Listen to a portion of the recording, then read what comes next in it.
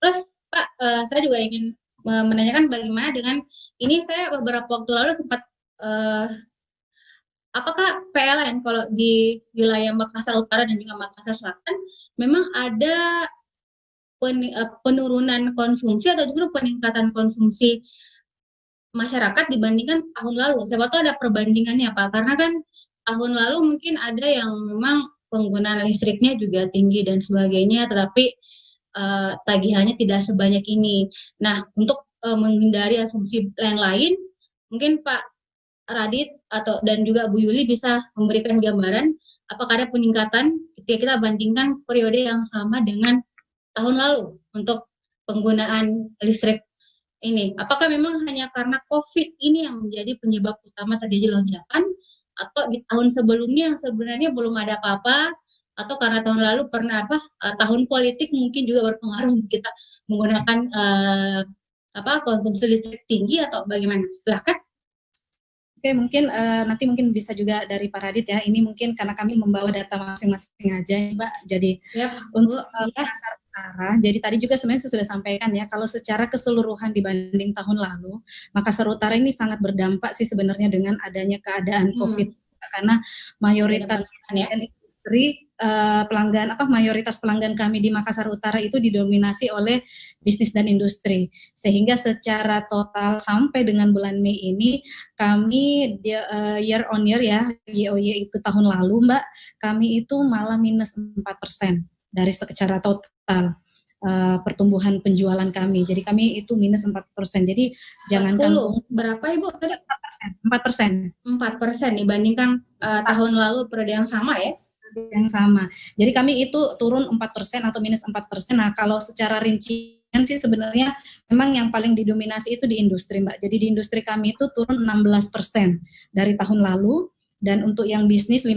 Nah, memang dari tarif rumah tangga itu memang ada kenaikan. Jadi ada kenaikan kurang lebih sekitar 10% memang di rumah tangga itu. Namun memang karena secara dominasi pelanggan kami itu industri dan bisnis, sehingga secara total itu tidak bisa mengcover kenaikan rumah tangga. Jadi memang kami turun sebesar 4% untuk di Makassar Utara. Seperti itu, Mbak. Mungkin Pak Radit ada gambaran Pak untuk perbandingan konsumsi dibandingkan tahun lalu periode yang sama? Terima kasih Mbak Umah. Kurang lebih sebenarnya hampir sama dengan rekan-rekan di PLN Makassar Utara. Jadi kalau di Makassar Selatan, kami secara overall itu turun kurang lebih 3%. Terus kemudian ada peningkatan memang dari sisi rumah tangga itu sebesar 12%, Mbak. Jadi pemakaian KWH energi ini di listrik rumah tangga itu naik 12%. Namun di sisi bisnis dan industri di unit kami itu turun sampai dengan 20%. Jadi cukup signifikan penurunannya, namun secara overall masih turun kurang lebih 3%. Itu mungkin dari Makassar Selatan, maaf. Ya, beberapa waktu lalu juga saya sempat baca sebenarnya di website resminya PLN yang di web.pln.co.id, itu Bob Saril ya, selaku Direktur Niaga PLN mengatakan bahwasanya dia berharap di new normal ini konsumsi bisa naik karena justru ada penurunan 10,73% kalau tidak salah dibandingkan periode yang sama di tahun lalu. Nah, kalau kita melihat penurunan konsumsi turun, berarti kan kok bisa tagihan listrik naik? Tapi tadi dijabarkan bahwasanya ini karena ada pengaruhnya dengan industri ya, karena kemarin industri yang paling berpengaruh juga untuk meningkatkan penggunaan konsumsi untuk PLN, dan karena kemarin ada beberapa yang tutup, itu akhirnya tidak mampu mengcover semuanya dan secara keseluruhan tetap turun gitu ya Pak ya, tetap turun. Jadi, nah Pak, ini tadi juga disampaikan bahwasannya kalau PLN tetap melanjutkan kebijakan pemerintah untuk sampai bulan September tetap ada listrik gratis bagi yang 450 yang subsidi tadi, dari diskon 50% bagi yang 900. Apakah memang sudah, karena ini sudah turun kembali ke lapangan, mungkin dipertegas lagi Pak, tidak akan ada lagi lonjakan yang bisa terjadi kepada masyarakat, atau bagaimana? Mungkin bisa dipertegas lagi biar ini masyarakat yang ada di rumah, tribuners yang mungkin sedang nonton, sudah tidak was-was lagi mereka, karena kan listrik ini, waduh, sangat berpengaruh sekali bagi kehidupan masyarakat, apalagi mereka yang pendapatannya sebenarnya tidak bertambah, tapi tagihannya bertambah. Oke, silakan Pak. Mungkin Bu Yuli dulu.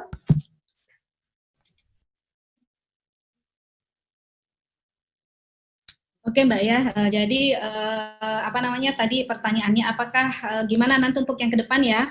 Jadi tadi juga sudah disampaikan ya, kita sudah sampaikan. Jadi sebenarnya kan sejak bulan kemarin kita sudah melakukan pencatatan Mbak ya.